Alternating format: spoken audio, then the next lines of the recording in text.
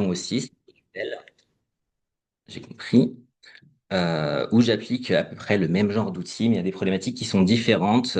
J'essaie de me placer dans la pluridisciplinarité. Donc tout d'abord, je vais commencer avec mes travaux de thèse, une thèse que j'ai menée sous la direction de Julien Velsin et Sabine Louchet à Lyon 2. J'ai quitté la page, très bien. Donc, tout d'abord, pourquoi s'intéresser au processus de diffusion en ligne et plus particulièrement l'interaction entre diffusion dans les processus de diffusion? Interaction entre informations dans les processus de diffusion, car vous n'êtes pas sans savoir que sur Internet, tous les jours, circulent d'énormes quantités de données. On parle d'1 million de posts publiés sur Reddit chaque jour, 500 millions de tweets et plus de 1 milliard, 1,4 milliard de posts publiés sur Instagram tous les jours. C'est devenu notre moyen de communication principal. Euh, entre les personnes et donc en comprendre les mécanismes est fondamental, donc les mécanismes de diffusion de l'information pour toute une panoplie de raisons que je n'éprendrai pas aux gens qui travaillent au CAMS, comme comprendre la diffusion des fake news, savoir comment promouvoir des contenus, notamment sur la santé, comme l'a fait l'administration Obama il y a une vingtaine d'années, comprendre les mécanismes, les billets, nos propres billets humains, les mécanismes de polarisation, etc. Donc, ce sont des sujets qui ont été abordés au CAMS. Et il se trouve que la littérature sur l'étude des processus de diffusion de l'information en ligne s'est concentrée sur trois types d'interactions. Les interactions entre humains, donc on va parler des liens sociaux, de la centralité, la position dans un réseau, etc. Les interactions entre les humains et l'information, donc les préférences, les sous-réseaux de diffusion thématique, etc. L'interaction entre l'information et l'humain, les mécanismes de polarisation, comme je vous disais, d'influence. Mais dans ces combinaisons, il en manque une, c'est l'interaction information-information. C'est ce qui a motivé mon sujet de thèse. Donc la question, c'est comment modéliser les interactions entre informations affine notre compréhension des processus de diffusion. Donc en clair, la question, c'est si vous êtes confronté à un feed sur votre téléphone, vous avez des posts qui défilent, est-ce que le fait d'avoir été exposé à une information donnée antérieurement à une autre information va influencer votre réaction face à la deuxième information. Donc, est-ce que votre réaction face à un tweet qui parle du dérèglement climatique sera influencée par la lecture d'articles qui parlent des feux de forêt en temps delta T plus tôt?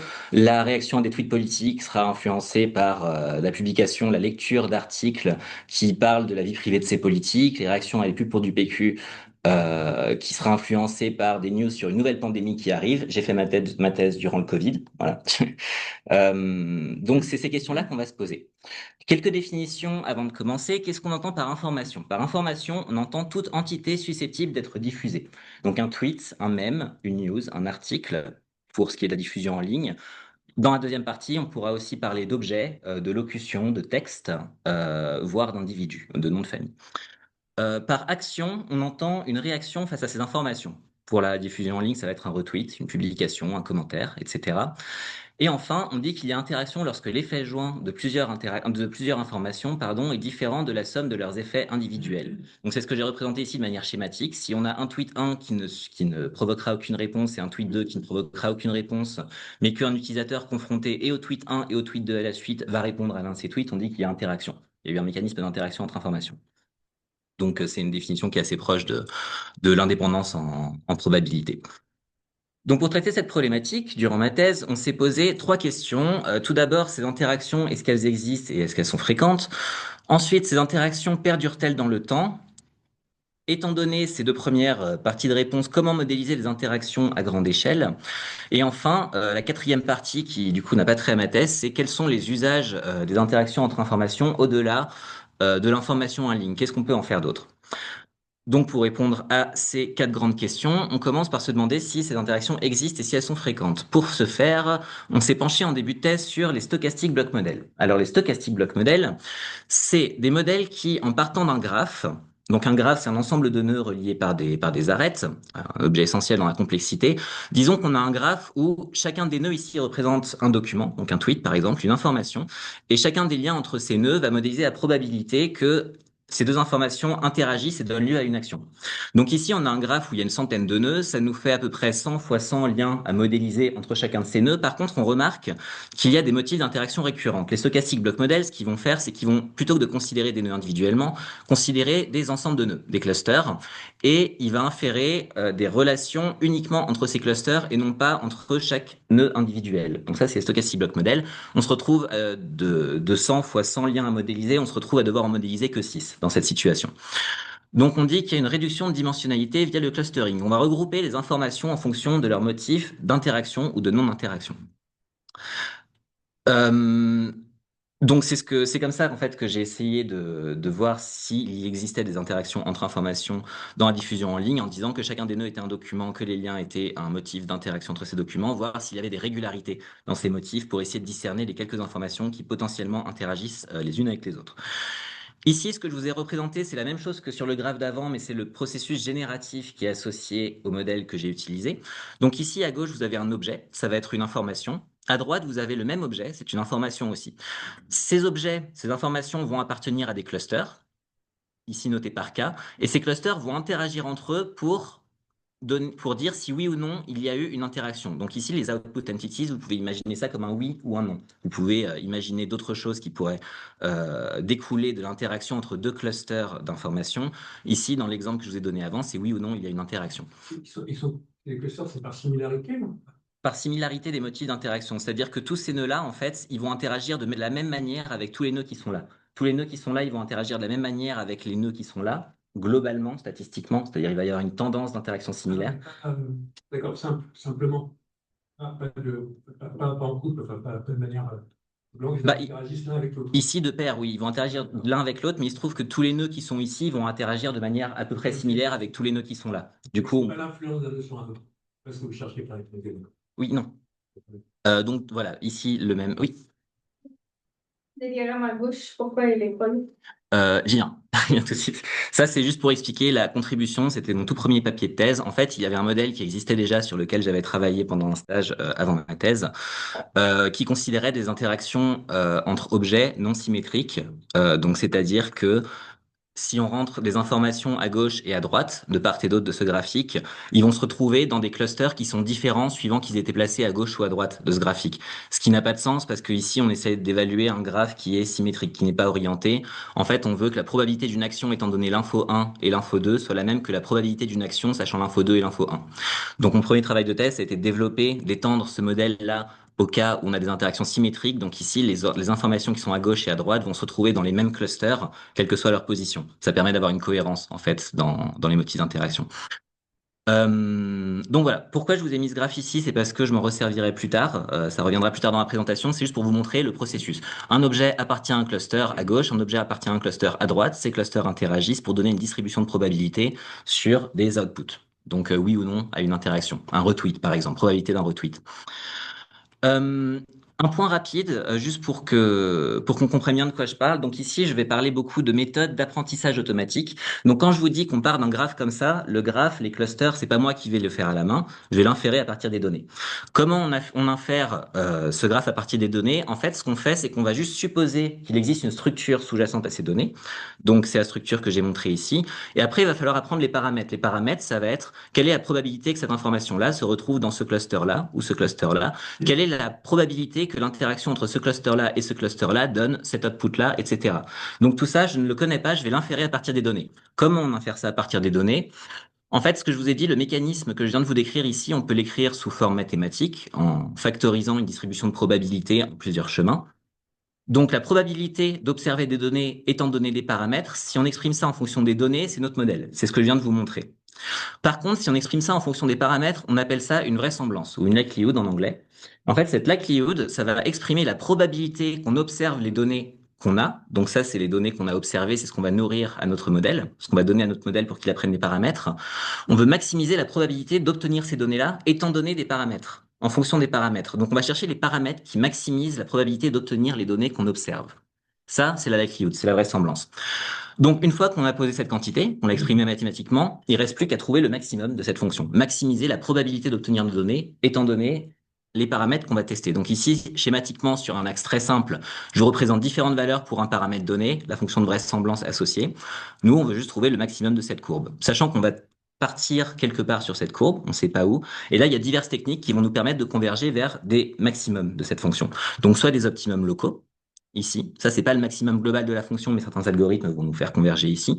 Soit un optimum global. Et ça, il y a toute une littérature, ça s'appelle l'optimisation. Comment on trouve le maximum d'une fonction mathématique bien établie, ce maximum correspondant aux paramètres qui maximisent la probabilité d'obtenir nos données en fonction des paramètres utilisés.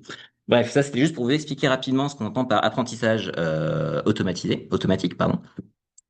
Donc, ce premier modèle, dont les paramètres ont été appris par apprentissage automatique, on l'a testé sur plusieurs jeux de données, certains ayant trait à la diffusion de l'information, certains non. Donc, un jeu de données Spotify où là, l'idée, c'était d'essayer de prédire quel sera le prochain artiste qui apparaît dans une playlist en fonction de combinaisons des artistes qui apparaissaient plus tôt dans la playlist. Donc, quelle interaction entre artistes va donner lieu à l'apparition d'un autre artiste plus tard. Sur Reddit, on a fait la même chose avec des mots. Quels mots, quelles entités nommées dans un post Reddit vont déclencher l'apparition de quels mots, entités nommées dans la réponse à ce post. Sur Twitter, quelles combinaisons de tweets vont provoquer l'apparition d'un retweet et un jeu de données PubMed où là, on va faire interagir des symptômes pour essayer de prédire une maladie. Donc, quelle combinaison de symptômes va raffiner le diagnostic pour diagnostiquer une maladie en particulier. Quand on fait, on optimise notre modèle, on obtient des résultats, on s'évalue en prédiction, on se rend compte que considérer des interactions, donc des paires d'informations, raffine notre compréhension, notre pouvoir prédictif lorsqu'on veut prédire une maladie, la probabilité d'un retweet, etc. Ce que je vous disais plus tôt. Ensuite, on peut se poser la question, quel est le rôle des interactions là-dedans? C'est-à-dire à quel point le fait de considérer des interactions entre informations a modifié la probabilité d'un outcome, d'un résultat, donc une maladie par exemple, par rapport au cas où on n'aurait considéré qu'une seule information. Et ça, c'est ce que j'ai représenté ici.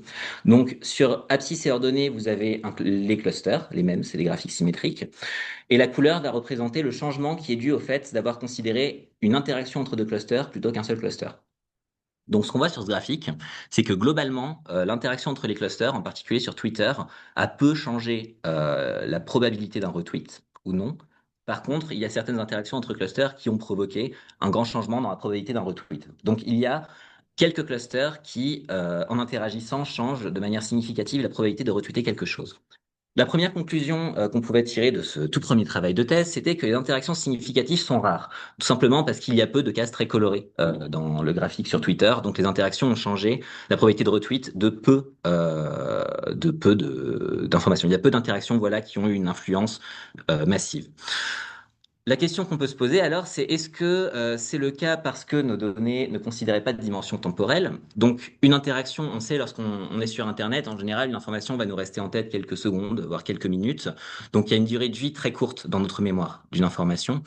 Donc, est-ce qu'il peut vraiment y avoir une interaction si on a déjà oublié l'information, si on n'y est plus du tout exposé, en fin de compte? Donc, il y a sans doute une composante de temps à modéliser. Ici, un modèle statique inférait une probabilité d'interaction bleue, tandis si la vraie probabilité d'interaction ici était en rouge. Il va faire une moyenne sur le temps, sauf que si c'est sur des temps très courts que l'interaction se produit, ben si on considère pas le temps, on aura des estimations qui seront très biaisées. Donc, ça nous mène à la deuxième partie de ma thèse, qui était d'essayer d'évaluer la durée des interactions. Donc, les interactions perdurent-elles dans le temps? Pour ce faire, on a développé un petit modèle qui allait se poser la question. Donc ici, on a représenté un feed Twitter, par exemple. On est d'abord exposé à une information A, puis une information B, un corps B, puis A. Et là, une fois qu'on a été re-exposé à A, on a décidé de retweeter l'information, par exemple, ou d'y répondre, ou de la liker, une action. Ensuite, on a été exposé à une information qu'on avait considérée, une information A, une information C encore. On l'a retweeté. La question, c'est est-ce que le fait d'avoir retweeté C, d'avoir liké C, quoi que ce soit, a été conditionné par le fait d'avoir été exposé à A un instant delta t plus tôt, à B un instant 4 delta t plus tôt, etc. Ici, il n'y a pas de dimension de clustering. On s'est concentré sur des sous-graphes d'informations qui apparaissaient souvent ensemble pour voir si le fait qu'elles apparaissent individuellement allait provoquer la même réaction que le fait qu'elles apparaissent ensemble, en paire. On n'a pas fait de clustering encore une fois, donc ici on s'est concentré sur des sous-ensembles très précis d'informations. Donc typiquement un sous-graphe très densément connecté de tweets qui apparaissaient souvent ensemble.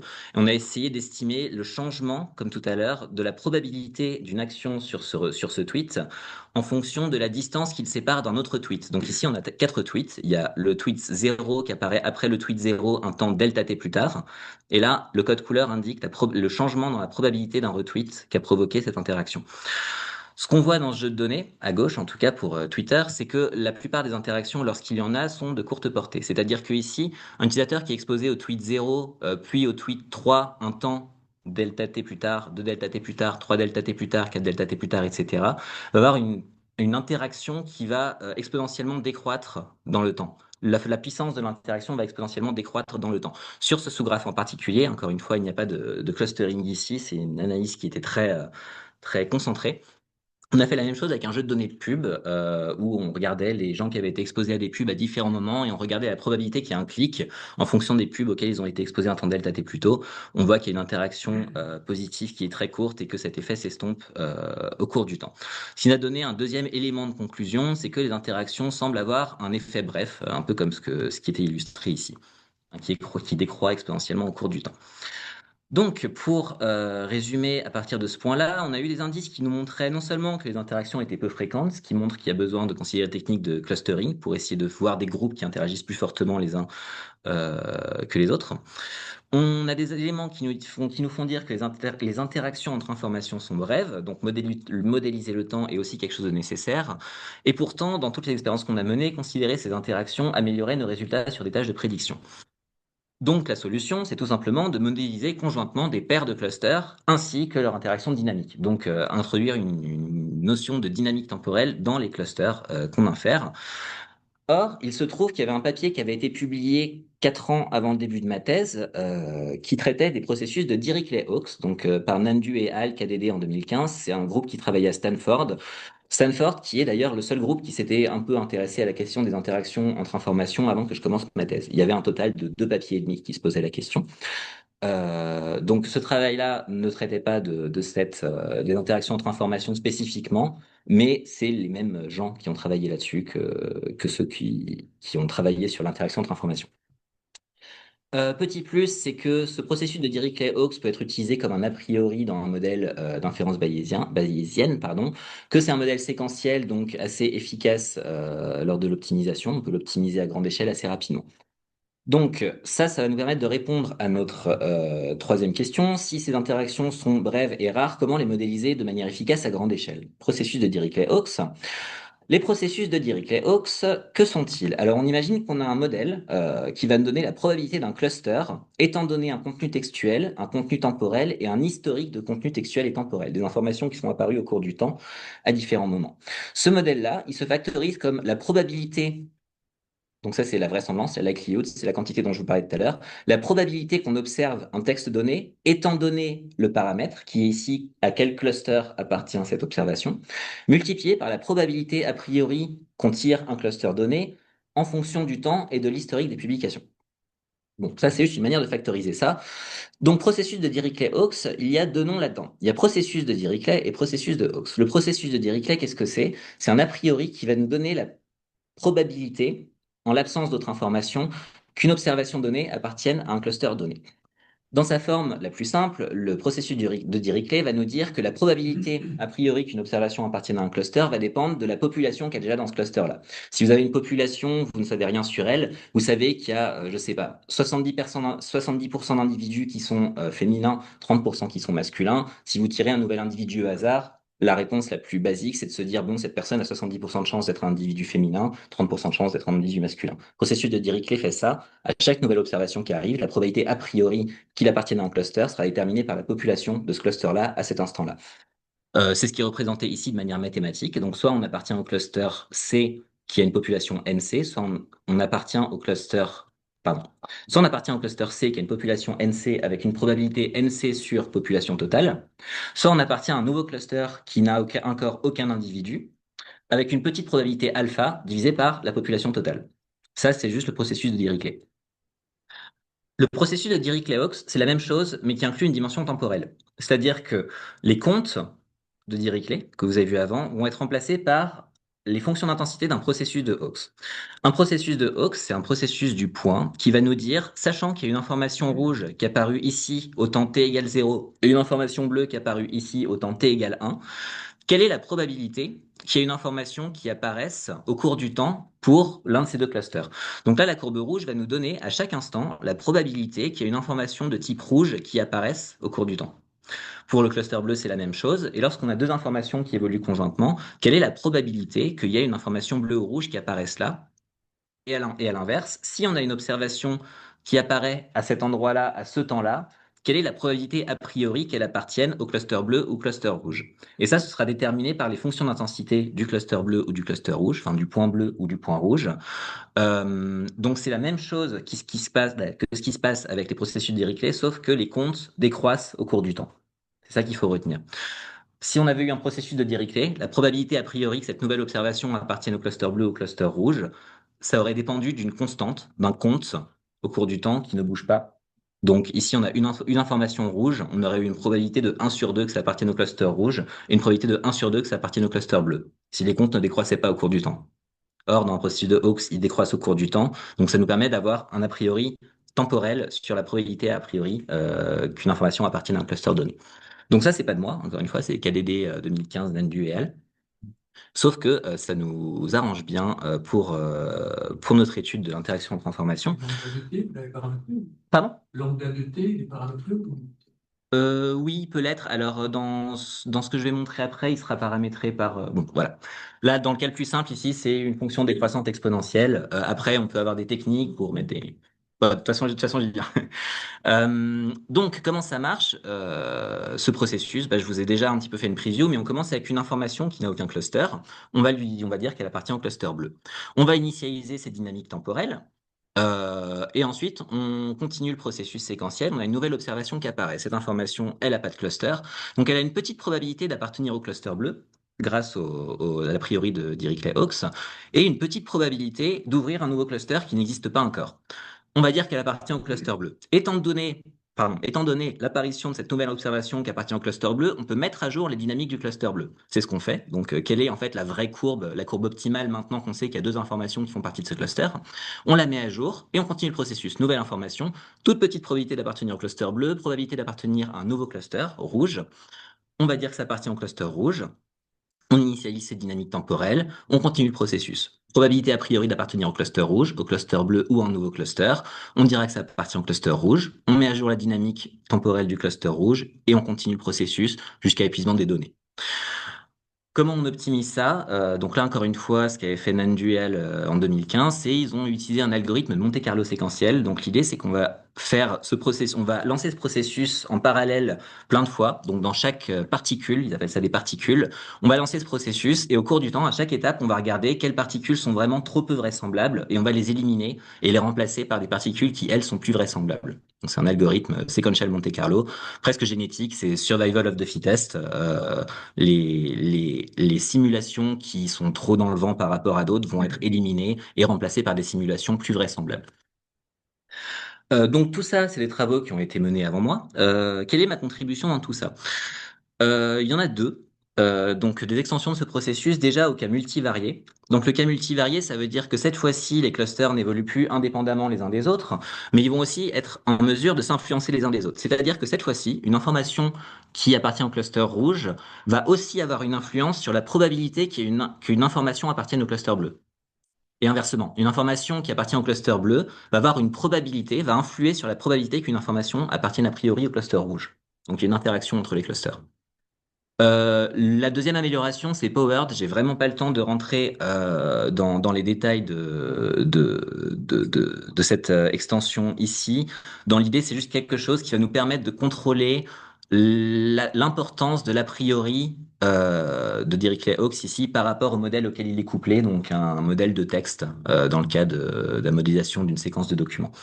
Comment ça marche? En deux mots, très rapidement. Il s'agit ici de rajouter une puissance au-dessus du n pour rendre l'a priori plus ou moins défini autour d'un cluster ou non. Si on a, c'est-à-dire que, ouais, non, je rentre dans les détails, il faut pas. Désolé. C'est juste quelque chose qui nous permet de contrôler l'importance qu'on donne à l'a priori par rapport au modèle auquel il est couplé. Donc ce modèle, le multivariate Power Dirichlet Hawkes Process, nous permet de faire interagir des clusters et donc d'avoir des clusters qui ont une dimension temporelle et qui s'influent les uns les autres.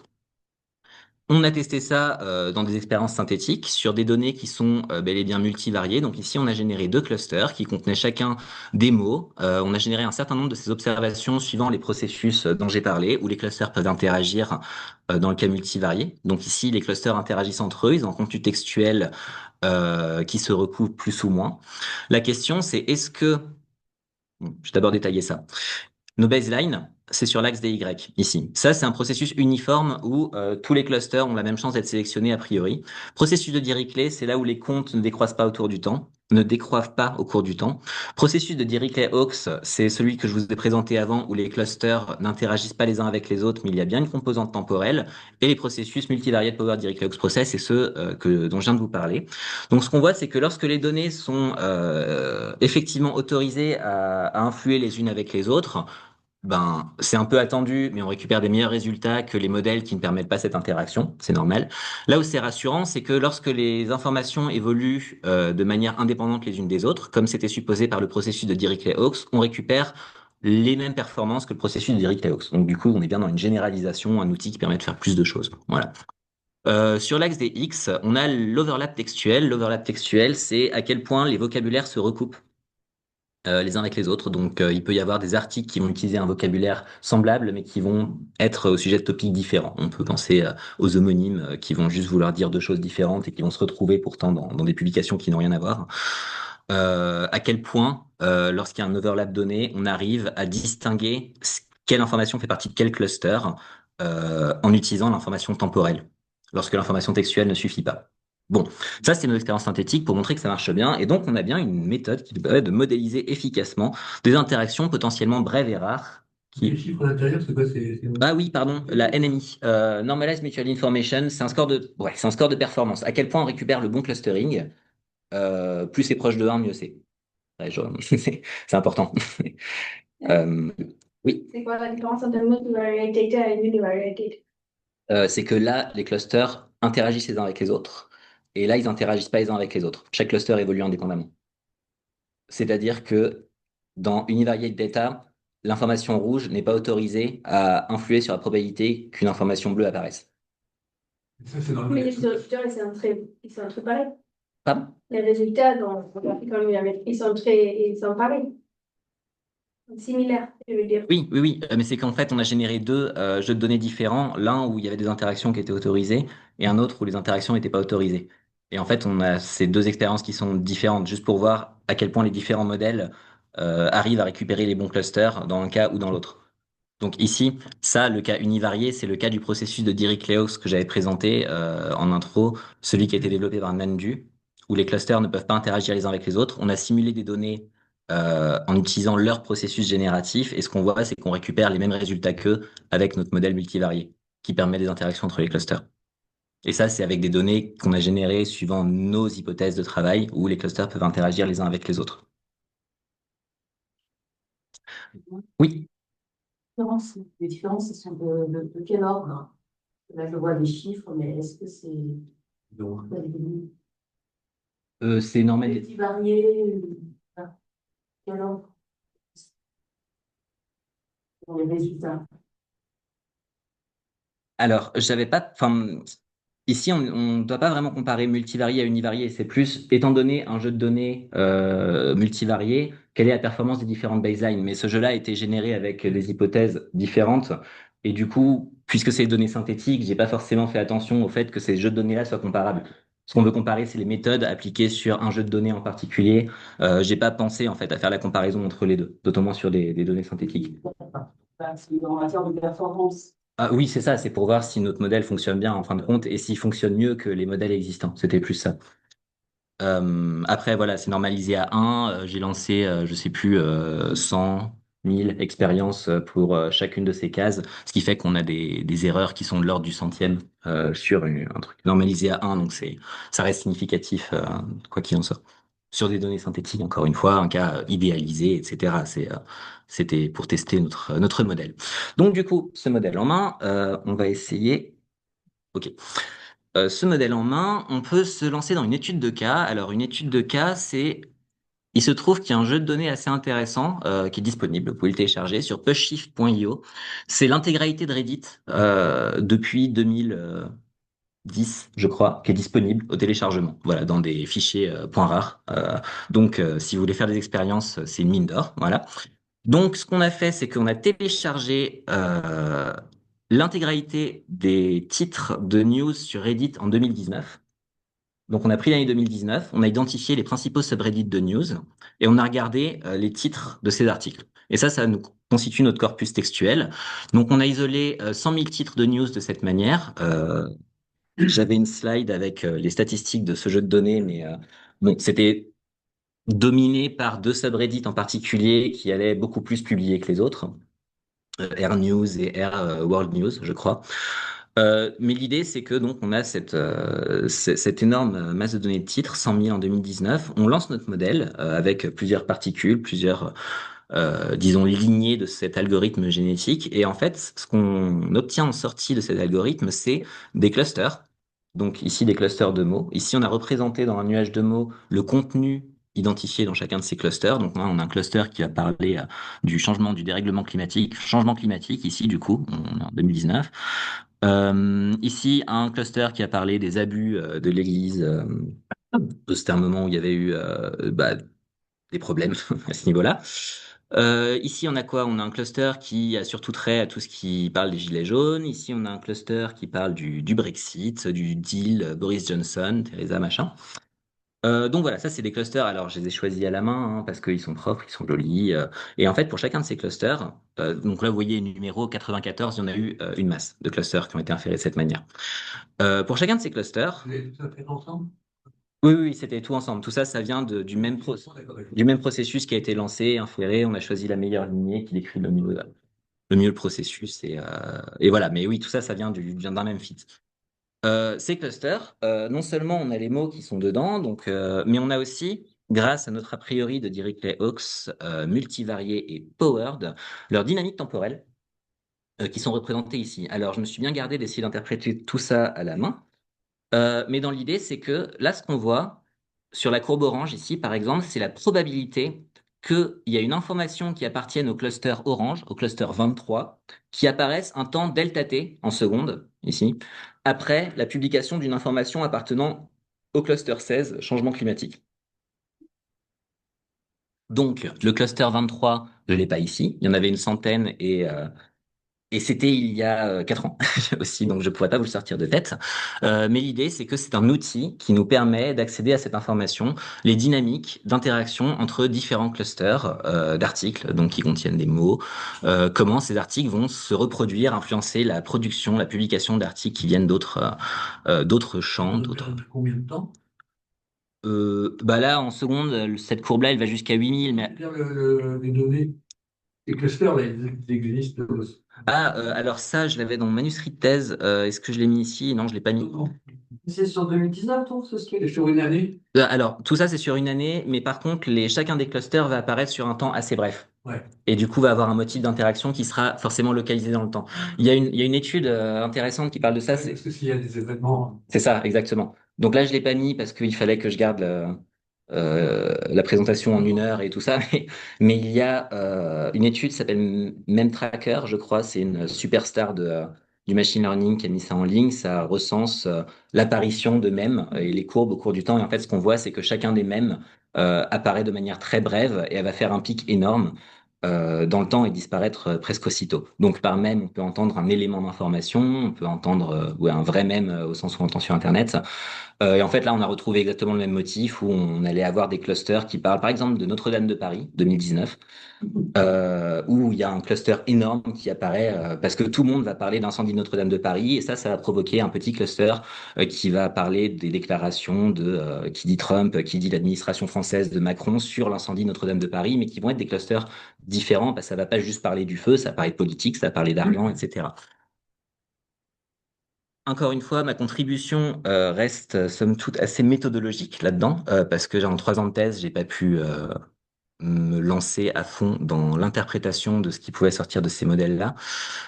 Pour ça, j'ai surtout développé des méthodes. Mais du coup, ce qu'on peut faire, toujours dans les outils qui permettent d'explorer ce genre de sujet, une fois qu'on a ces plats de spaghettis ici, on ne sait pas trop bien quoi en faire, on peut le représenter sous forme de réseau. Donc ici, ça va être le réseau, l'interaction moyenne entre deux clusters. Donc en fait, je vais faire une moyenne sur le delta t que je vous ai donné ici. Et ça va représenter la force d'interaction entre deux clusters donnés. Ici, j'en ai représenté certains, les plus connectés entre eux. Je n'avais pas fait d'illustration qui mettait les nuages de mots dans chacun de ces points, parce que j'ai fait ça à la main et c'était compliqué. Mais voilà, le genre de résultat qu'on peut obtenir avec ce modèle, c'est un réseau d'interaction temporelle entre clusters à différents moments de l'année, par exemple, ou du mois, ou quoi que ce soit. Non, en plus, ici, je vous dis une bêtise, j'ai même pas représenté l'interaction moyenne, j'ai représenté l'interaction uniquement à court terme. Donc, j'ai représenté ça, ici. La première période entre 0 et 2000 secondes. Donc ça, c'est le réseau d'interaction à courte portée. J'en profite pour répondre rapidement à la question de tout à l'heure. La forme paramétrique de la fonction, ici, ça va être un kernel RBF, Radial Basis Function, donc ça va être une somme de gaussiennes déplacée dans le temps, et on va inférer les coefficients de chacune de ces gaussiennes à différents moments du temps. Donc voilà, on a des graphes. Autre statistique qu'on peut faire avec ces graphes, c'est, comme on l'avait fait tout à l'heure dans la première partie fréquence, regardez le changement relatif dans la probabilité d'une publication qui est due à la présence d'un autre cluster. Donc ici, ce qu'on trace sur l'axe des X, c'est la force d'interaction effective. Donc je me rappelle plus précisément comment j'avais déterminé ça, mais ce que ça mesure, c'est à quel point la présence d'un cluster va changer la probabilité qu'il y ait une information d'un autre cluster qui émerge du néant, on va dire. Et ce qu'on voit, c'est que sur une échelle logarithmique, la plupart des interactions euh, ont une force très faible, n'interagissent quasiment pas avec le système. Donc là, ce qui est bien, c'est qu'on retrouve à peu près la conclusion de la première partie sur la fréquence des interactions. On voit que la plupart des interactions sont sur ce jeu de données faibles, mais qu'il y a quand même une longue queue à cette distribution, donc il y en a quand même qui sont impactantes. Une deuxième conclusion qu'on retrouve, si on regarde comment, en moyenne, cette force d'interaction, donc ce que j'ai représenté ici, évolue au cours du temps, à différentes échelles temporelles, l'échelle de la minute, de l'heure ou du jour. Ce qu'on voit, c'est que il y a un effet d'interaction décroissant au cours du temps. Donc sur l'axe des X, pardon, on a représenté l'espacement temporel entre deux informations d'un cluster donné. Et sur l'axe des Y, c'est pareil, la force d'interaction effective, donc le changement dans la probabilité par rapport au cas où il n'y avait pas d'interaction, et à quel point c'est modifié au cours du temps. Et on voit que pour la minute, ça a une tendance clairement très décroissante. Plus le temps passe, moins il y a d'interaction, pardon. Donc là, on retrouve la conclusion qu'on avait dans la partie 2 durée. Euh, on me rétorquera que oui, mais là, ça augmente. Il y a une raison mathématique à ça. C'est que, comme j'ai dit ici, on utilise un kernel RBF, c'est-à-dire qu'on va paver l'espace temporel de gaussienne, sauf que la première gaussienne, qui est ici, en fait, elle est centrée à 0. Du coup, on a la moitié d'une gaussienne. Voilà. Ça explique pourquoi sur ce graphique, on a moins d'interactions. C'est juste parce qu'on a juste la moitié de notre fonction. Bon, bref, c'est explicable. Euh, Voilà pour la première partie. Donc ça, c'était ma thèse. Dans la plupart des jeux de données étudiés, les interactions majeures sont peu fréquentes. On a aussi vu qu'elles étaient brèves, mais qu'elles semblaient jouer un rôle mineur dans les processus de diffusion d'informations en ligne. Pourtant, les considérer sur tous nos jeux de données, toutes nos expériences, a permis d'améliorer les résultats en prédiction, donc d'affiner notre processus génératif, in fine, nous permet de mieux comprendre comment l'information se diffuse en ligne. On a aussi vu que leur importance fluctuait en fonction des différents jeux de données qui ont été considérés. Aussi, nos conclusions n'ont pas vocation à être universelles, et ça, c'est ce que j'ai répété plusieurs fois pendant la présentation. Vous avez vu que j'ai parlé de plein de jeux de données différents. Je ne me suis pas focalisé sur un seul jeu de données en particulier. J'ai plutôt développé des méthodes qui permettent d'explorer l'interaction entre informations dans différents jeux de données. Pourquoi? Déjà parce qu'on n'avait pas de jeu de données dédié à ma thèse, on va dire. On n'avait pas un sujet auquel on voulait répondre avec un jeu de données précis. Et ensuite, si on avait fait ça, on aurait sans doute eu des conclusions qui auraient été obsolètes 2 ans plus tard aussi, parce que les données, ça évolue. Twitter a changé radicalement depuis que j'ai commencé ma thèse. Instagram a gagné en popularité. Donc, est-ce que ça valait bien le coup d'étudier un jeu de données Twitter en particulier, sachant que les résultats auraient peut-être pas été généralisables aujourd'hui? Je ne dis pas que ce n'est pas le cas. Je dis juste qu'on n'a pas pris cette direction. Voilà. Donc, on a développé des méthodes qui permettent d'explorer ça au cas par cas dans chaque jeu de données.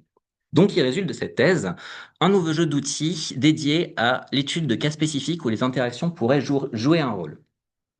Donc, tout ça, c'était ma thèse. Et maintenant, il me reste 15 minutes pour vous parler de ce qui s'est passé entre la fin de la thèse et maintenant. Pardon, plutôt de ce qui va se passer après maintenant. Donc, comme le dit le titre, je vais me concentrer sur des données archéologiques. Donc, la diffusion d'informations dans les données archéologiques. Je m'excuse pour l'utilisation de l'IA. J'ai terminé cette partie hier soir. J'avais vraiment pas le temps de faire des images à la main. Du coup, je me suis un petit peu aidé de ChatGPT et compagnie. Mais je trouvais que ça illustrait quand même vachement bien ce que je voulais dire dans cette slide. Donc, je me suis resservi de quelques images. Bon, bref, je m'en excuse. Mais donc, dans la diffusion en ligne, et ça, c'est ce que j'avais mis dans le résumé de cette présentation, on a tout. On a le réseau d'interaction, on a le réseau d'interaction entre les acteurs de la diffusion, on a leur comportement, leur pattern de connexion, leur activité, etc. On a aussi accès à l'information parce qu'on sait qu'est-ce qui se propage, quel mème, même de chien, on sait qu'est-ce qui est liké, comment on réagit, comment on poste, etc. En archéologie, en revanche, le réseau de diffusion a disparu. On n'a plus les gens, on ne sait plus qui commerçait avec qui, ou en tout cas pas dans le détail qu'on a sur les réseaux sociaux. Euh, il nous manque beaucoup d'informations sur le réseau sous-jacent de la diffusion. En revanche, il subsiste l'information sous la forme d'artefacts, de petits mobiliers archéologiques, d'inscriptions, de noms de famille aussi qu'on peut extraire du mobilier, etc. Donc la question, et c'est une question qui est assez centrale en archéologie quand même. Je l'ai pas mis ça? Non, j'ai pas mis. Une question centrale en archéologie, c'est quand même d'essayer de comprendre quels sont les mécanismes de diffusion culturelle, parce que en fait, à partir des traces matérielles, on essaye d'expliquer par quel mécanisme on en est arrivé là, en fin de compte. Donc, la question de la diffusion culturelle est assez centrale en archéo. Sauf que vu qu'on n'a que les objets, bien comprendre comment ces objets, ces inscriptions et tout interagissent entre eux, c'est quelque chose qui devient fondamental. Et là, toutes ces méthodes que j'ai développées, en fait, elles se prêtent vachement bien à l'exercice parce que justement, c'est l'interaction entre informations.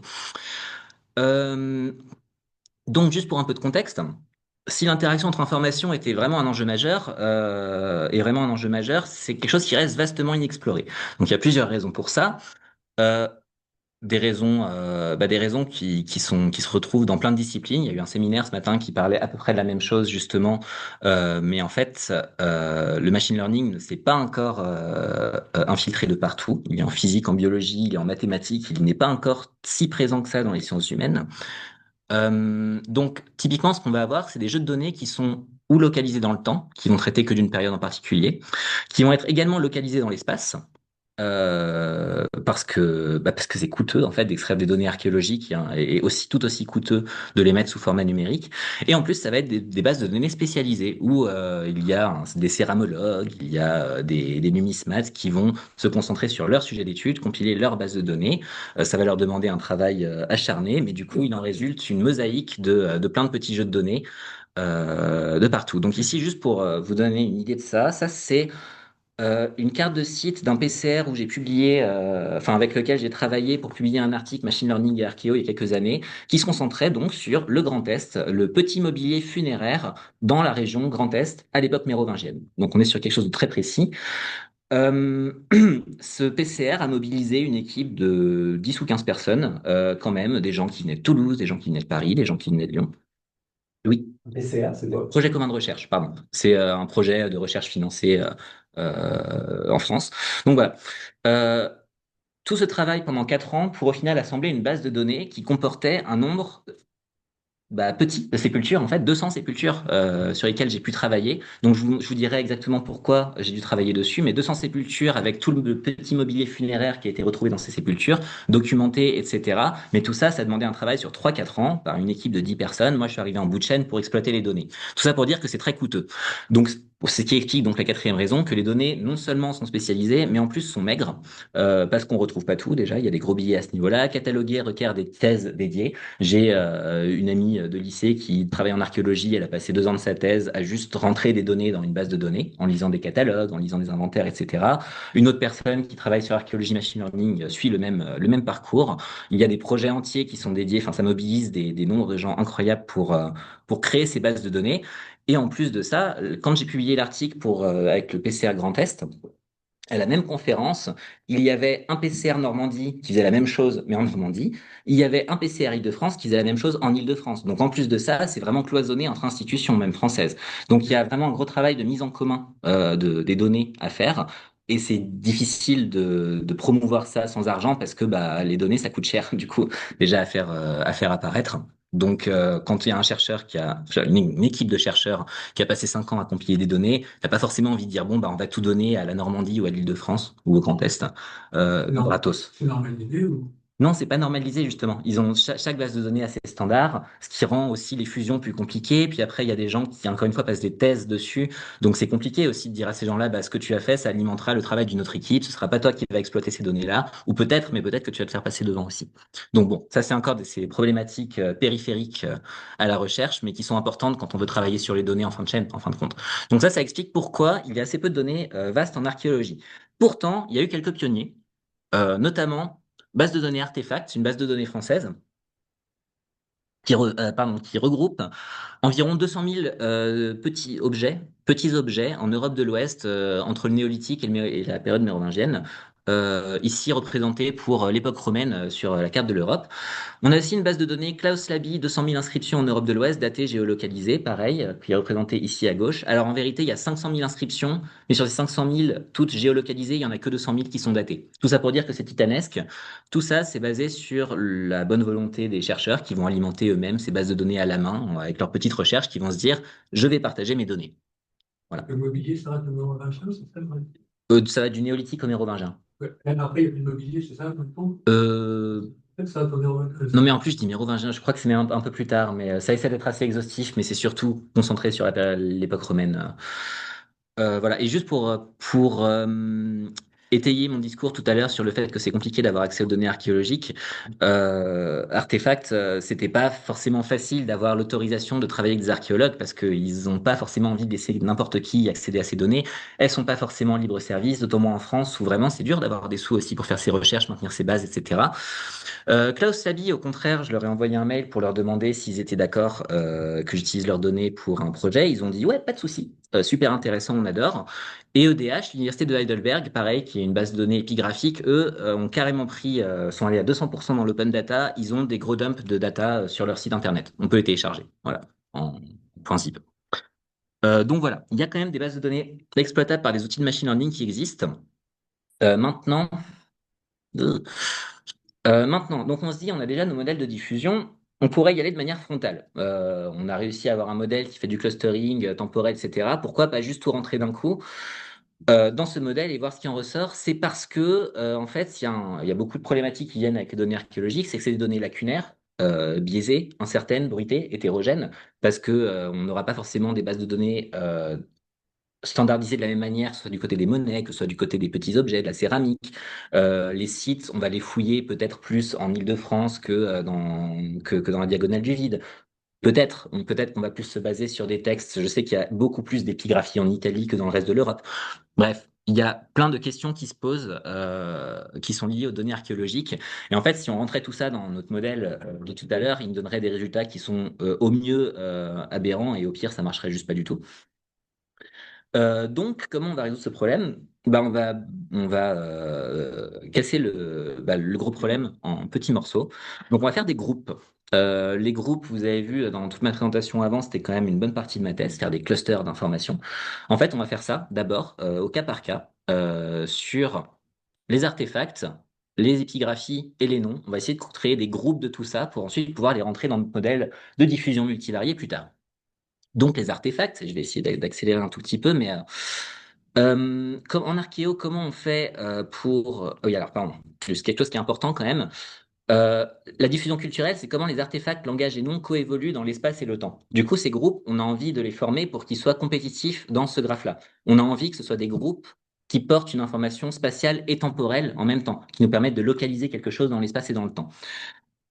Donc, comment on fait ça avec les petits objets? En archéo, en général, on date les objets en utilisant des strates et on fait des typologies en fonction des objets qu'on retrouve le plus dans une époque donnée. Une strate, ça va être, bah, comme en géologie, en fait, plus on creuse profond, plus on remonte dans le temps.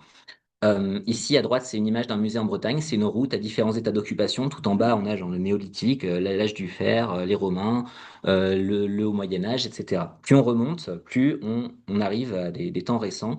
Ici, c'est la même chose dans une autre illustration. Mais du coup, ça veut dire que si on retrouve un objet dans la même strate qu'un autre objet, bah, on sait qu'ils sont à peu près datés de la même manière, parce qu'ils appartiennent au même niveau d'occupation. Le truc, c'est que lorsqu'on a des jeux de données, on n'a pas les informations sur les strates. On sait juste que sur un site donné, on a retrouvé tel objet A avec tel objet B dans un espace à peu près confiné. Et on a les datations approximatives pour ces objets. Donc l'idée, c'est juste d'essayer de voir si, en se basant sur les datations approximatives des objets retrouvés sur un même site, on peut essayer d'approximer le fait qu'ils étaient trouvés dans la même strate à différents degrés de précision, et ensuite de voir s'il existe des motifs, des typologies, donc des groupes d'objets qui nous permettent de dire, bon, bah, si je trouve des objets de ce groupe-là, ça veut dire que c'est daté de telle époque ou de raffiner les datations qui existent. Donc on a des typologies déjà pour les amphores, pour les céramiques, les verres, on a des typologies pour tout. Mais la question, c'est est-ce qu'il en existe d'autres qu'on pourrait inférer directement à partir des données? Donc des typologies latentes qui seraient possiblement plus performantes que les autres. Et ça, ce serait nos premiers groupes. Comment on fait ça? Ouais, j'ai mis beaucoup trop de choses en fait. Je peux déborder de 10 minutes? Ok, Et tout le monde d'accord? Oui. bon, d'accord. Du coup, je vous parlais du petit immobilier mérovingien en Alsace tout à l'heure. C'était pas sorti nulle part, comme je vous ai dit, j'ai travaillé avec eux. Et j'ai travaillé avec eux en utilisant ces modèles-là. Donc ici, vous reconnaissez le schéma que je vous ai montré tout à l'heure. C'est le premier modèle que j'avais développé en thèse. Et en fait, en continuant de creuser un petit peu, je me suis rendu compte que il n'y avait pas spécialement de raison de s'arrêter à des interactions de paires entre informations, qu'on pouvait aussi considérer des informations de de triplet, par exemple. Donc ici, la tâche, c'était en prenant des paires d'objets retrouvés dans une même sépulture, est-ce qu'on peut deviner le sexe de l'individu qui a été inhumé dans cette sépulture? Donc en faisant ça, avec les 2000 petits objets répartis dans ces 250 tombes dont je vous parlais tout à l'heure, une répartition des sexes à peu près homogène, en fait, on arrivait à peu près 90% de précision avec des paires d'objets. Donc bon, ça veut dire que l'hypothèse archéologique sous-jacente était bonne, c'est-à-dire que le petit mobilier permet d'identifier le sexe d'un individu inhumé. Mais du coup, ça nous dit quel groupe d'objets permettent de faire ça, quelles interactions entre quels groupes d'objets permettent d'arriver à ce processus-là, etc. Donc en fait, c'est juste qu'à partir des données, on a réussi à tester et valider ou non cette hypothèse. On a fait la même chose avec des classes d'âge et ça n'a pas marché. Peut-être parce que les données étaient trop bruitées ou parce que l'hypothèse de travail de départ était fausse. Donc ça faudra plus de données pour répondre à cette question. Tout ça pour dire que j'ai continué de travailler sur ces modèles. Et en fait, non seulement j'ai découvert qu'il n'y avait pas de raison de se limiter à des interactions de paires, ou de triplet, mais qu'on pouvait aussi considérer beaucoup plus que deux informations, une ou deux informations à la fois, considérer des interactions entre trois informations, deux informations qui interagissent de manière symétrique et deux informations, etc. Donc c'est une généralisation de plusieurs travaux qui ont déjà été publiés. Ça, j'ai été publié en 2022, je crois. Donc, en gros, on peut modéliser à peu près toutes les interactions qu'on veut entre les objets suivant ce processus de génération de données particulier. Donc voilà, en fait, là, pour le coup, on pourrait brancher objet 1, où est-ce que je vais mettre? Bon, je l'ai pas mis ici. Si, objet 1 ici, objet 2 ici, pour avoir une interaction de paire. Ici, on peut brancher par exemple la région et on peut déterminer si oui ou non il y a ces deux objets qui co-occurrent ici. Ça, ce serait notre sortie. Une autre manière de faire, c'est qu'on pourrait dire qu'il y a objet 1 ici, objet 2 ici, ils interagissent de manière symétrique et on essaie de deviner la région dans laquelle ils ont été trouvés, ou le site, ou voilà. Donc en fait, on peut faire rentrer l'information géographique dans ce modèle-là, un peu comme on veut, comme ça. Vous remarquerez que j'ai barré date parce que le temps, c'est un petit peu différent que juste un label qu'on va mettre quelque part. C'est quelque chose qui est continu. Le temps passe, voilà, de proche en proche. Et bah du coup, il y avait juste à faire un modèle pour modéliser ça. Donc l'idée, c'est que le temps est un continuum et que on va supposer, ça c'est notre hypothèse de travail, qu'il n'y aura pas de rupture trop brusque dans le temps. Bon, alors, en archéo, c'est compliqué, mais peut-être que ça va marcher sur certaines périodes. L'idée, c'est que on va fitter, on va ajuster les paramètres, trouver les paramètres optimaux de modèle pour différentes périodes. Donc, on va découper notre jeu de données en différentes périodes temporelles. Et en fait, la seule hypothèse qu'on fait, c'est que deux modèles qui sont proches dans le temps vont être similaires et deux modèles qui sont loin dans le temps peuvent être dissimilaires, si on veut. Et en fait, c'est quelque chose qui marche surprenamment bien. Vous avez appris ces périodes temporelles? Vous avez appris ces périodes temporelles? Non, les périodes, c'est découpage à la main, mais en fait, ce qui est intéressant, c'est qu'on peut les découper aussi petits qu'on veut, vu que ces périodes, du coup, sont liées par un mécanisme qui fait qu'elles doivent pas être trop différentes les unes des autres, même s'ils étaient toutes petites, même au niveau de l'observation. En fait, la période 2, elle va inférer ses résultats en se basant aussi sur la période 1 et sur la période 3, et même un peu plus loin. Du coup, en fait, ça s'équilibre vraiment. Et en fait, en faisant ça, on se rend compte, bah ici par exemple, chacun des petits pics là qu'on voit sur le truc bleu, c'est une période que j'ai découpée. C'est une tranche temporelle. Il y a à peu près 5 observations par tranche temporelle, et ça, c'est les memberships, donc la probabilité d'appartenir à un cluster au cours du temps de ces informations, sur des données synthétiques, encore une fois. En rouge, on a le modèle qu'on a ajusté en utilisant cette technique, qui arrive à parfaitement retrouver les clusters et leur évolution au cours du temps, dans les deux situations qu'on considère là. En bleu, c'est la même chose pour un modèle où il n'y aurait pas cette contrainte de cohérence temporelle. Et en vert, c'est un modèle statique, qui du coup ferait une membership statique au cours du temps. Donc en fait, ce qu'on voit, c'est que on arrive à avoir la probabilité que deux groupes d'objets co-occurrent à un endroit et à un instant donné, ainsi que la composition de ces groupes, ce qui nous permet de nous affranchir de la dimension spatiale et de la dimension temporelle de ces jeux de données et de juste tout modéliser d'un coup pour le petit mobilier. Donc ça, c'est chouette parce que ça veut dire qu'on a des groupes qui interagissent et qui sont localisés dans l'espace et dans le temps. Donc on peut s'en servir comme marqueur dans notre processus de diffusion dont je vous parlais tout à l'heure. On a notre première brique, en fin de compte, la brique mobilier. Passons donc à la diffusion culturelle multivariée du point de vue des langages. Alors, langage, ça c'est la deuxième base de données dont je vous ai parlé, de Klaus Slaby, qui va regrouper tous les textes épigraphiques retrouvés en Europe de l'Ouest entre moins 1000 et 1000. Voilà, c'est les limites qu'il donne. Euh, donc, deux choses en prélude, je vous ai montré la carte tout à l'heure, mais une épigraphie, qu'est-ce que c'est? C'est un texte qu'on a retrouvé qui n'est pas manuscrit, donc c'est pas quelque chose qui a été transmis, c'est un texte matériel, qui est écrit sur une pierre, qui est écrit sur une céramique, qui est écrit sur un mur, dans une fresque, voilà. Donc ici, un exemple, à Pompéi, ça c'est une inscription sur laquelle je suis tombé la dernière fois que j'y suis allé, qui nous dit que, pour ceux qui parlent latin, cette salle à manger appartient à Martha. En effet, dans cette salle à manger, Martha se soulage. C'est ce qui est marqué ici.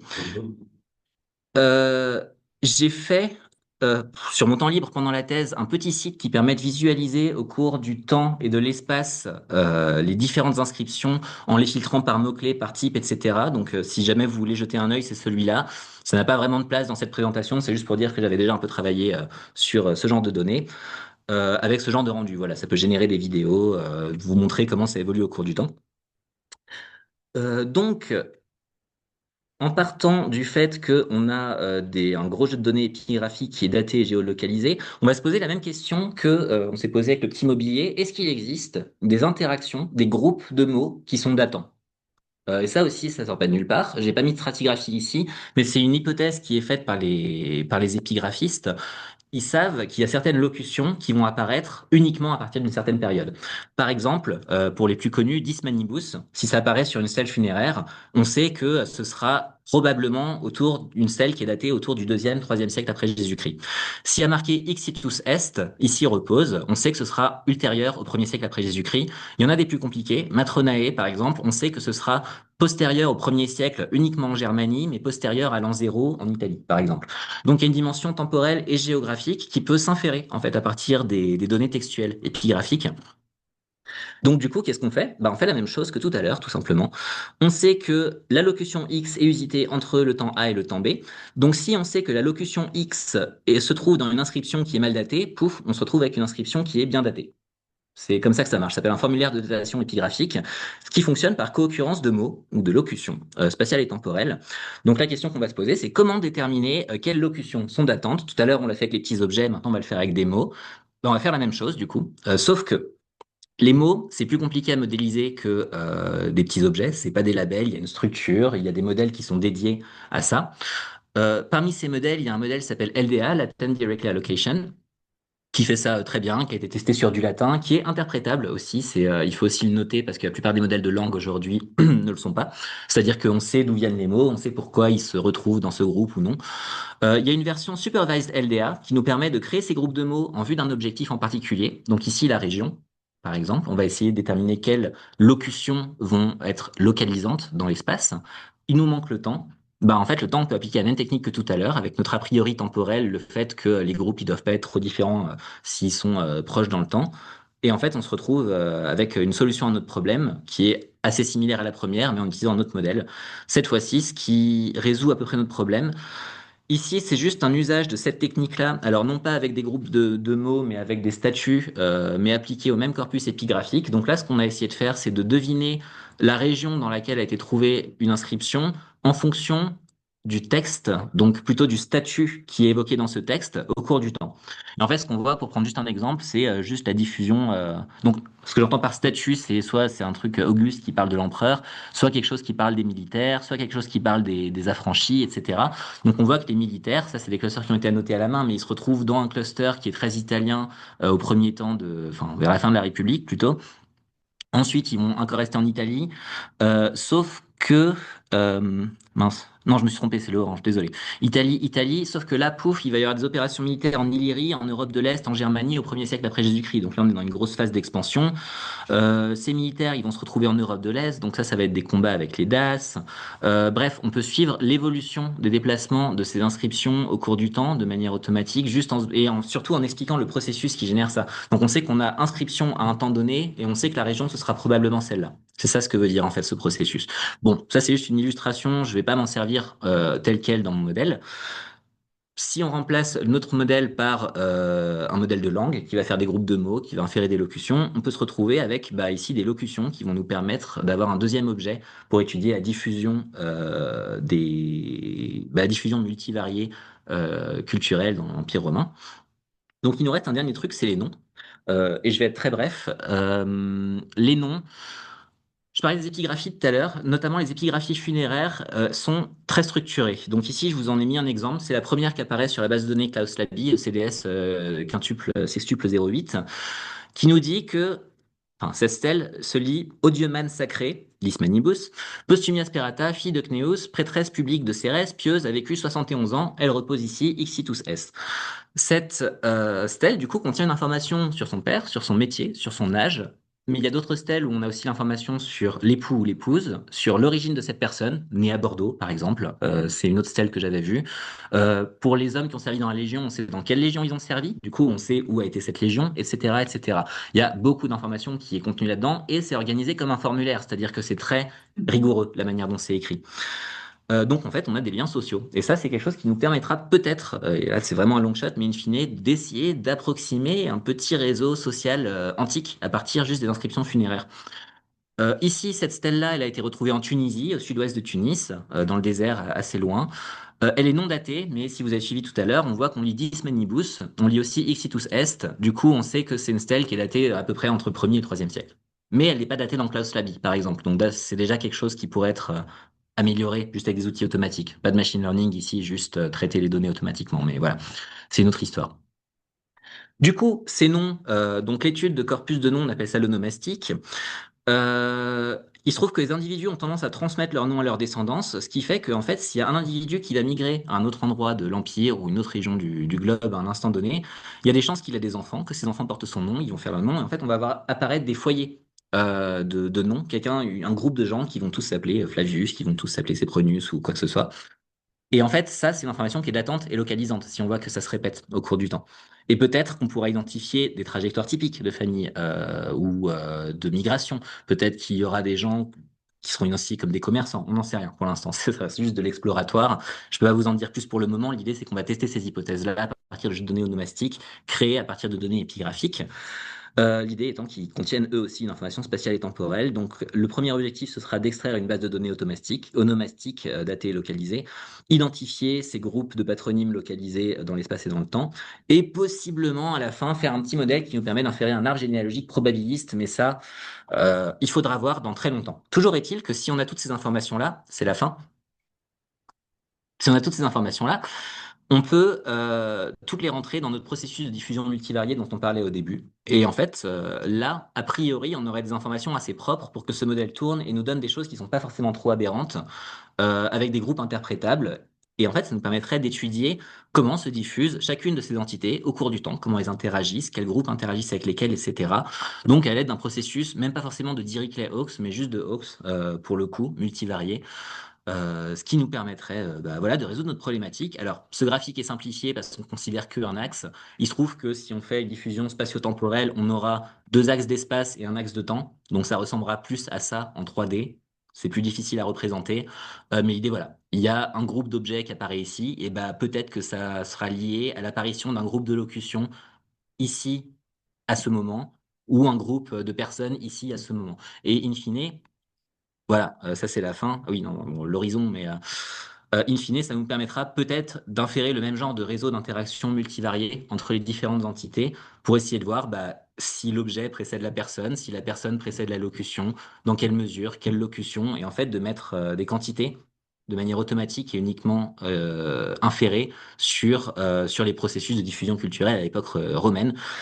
Et donc, juste pour finir le contexte là-dessus, tout ça, j'ai été très, très vague hein, sur les dernières étapes de ce travail. C'est parce que c'est un projet qu'on vient de déposer pour une candidature Access ERC avec Kenny Roth, ici présent. Projet qui s'appelle Execos pour Explaining Cultural Spread through Archaeological, Epigraphic and Onomastic Quantities at Scale, pour peut-être venir travailler au CAMS l'année prochaine ou dans 2 ans. Si c'est accepté, cette candidature Access ERC, ça durera 2 ans. Ce serait pour financer une ERC qui, elle, durerait 5 ans. Donc ça, là, ce que je vous ai présenté, c'est un projet de recherche sur un lustre et demi. Euh, donc voilà.